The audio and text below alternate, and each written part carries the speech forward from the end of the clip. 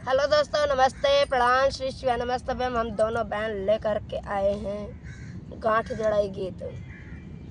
जब शादी होती है, जब कुछ भी होता है, कथा भी लोग सुनते हैं, तब गांठ जोड़ी जाती है, तभी का गीत है। और गीत अच्छा लगेगा तो लाइक से सब्सक्राइब करेगा, फुलाज के साथ सपोर्ट करेगा।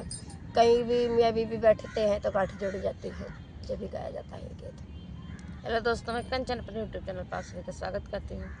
हम दोनों बहन गांठ जड़ाई गीत लेकर आए हैं। गीत अच्छी लगे लाइक से सब्सक्राइब कर कमेंट करके जरूर बताना गीत कैसे लगे। जोड़ा जोड़ा रे नाउनिया सुंदर गाठिया, जोड़ा जोड़ा रे नाउनिया सुंदर गाठिया, जोड़ा जोड़ा रे नाउनिया सुंदर गाठिया। राम जी के पागिया सीता के आचरे, जोड़ा जोड़ा रे नाउनिया सुंदर गाठिया, जोड़ा जोड़ा रे नाउनिया सुंदर गाठिया। राम जी के पागिया सीता के आचरे, जोड़ा जोड़ा रे नाउनिया सुंदर गाठिया, जोड़ा जोड़ा रे नाउनिया सुंदर गाठिया।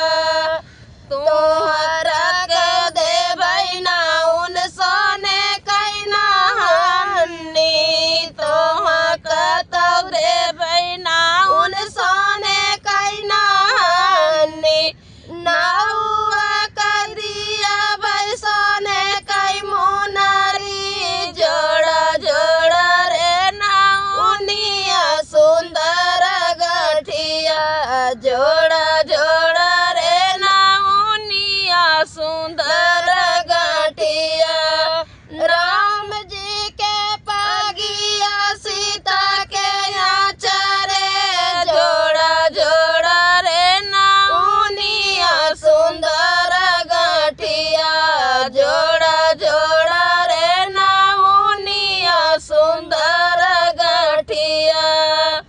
राम जी के पागिया सीता के आचरे, जोड़ा जोड़ा रे नाउनिया सुंदर गाठिया, जोड़ा जोड़ा रे नाउनिया सुंदर गाठिया। आचरा मालय के नाउन अक्षर हर दिया, आचरा मालय के नाउन अक्षत हर दिया। हरी हरी दूब डर सोने कै मोहरिया, हरी हरी दूब डर सोने कै मोहरिया। यस गाठ जोड़ा कबौ खुलै नाही गाठिया, जोड़ा जोड़ा रे नाउनिया सुंदर गाठिया, जोड़ा जोड़ा रे नाउनिया सुंदर गाठिया।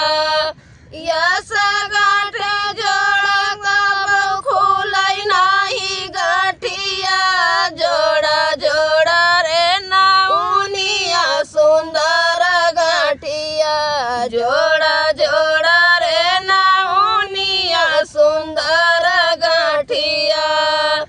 तोहा कतौ देबै नाउन चटकी चुनरिया, तोहा कतौ देबै नाउन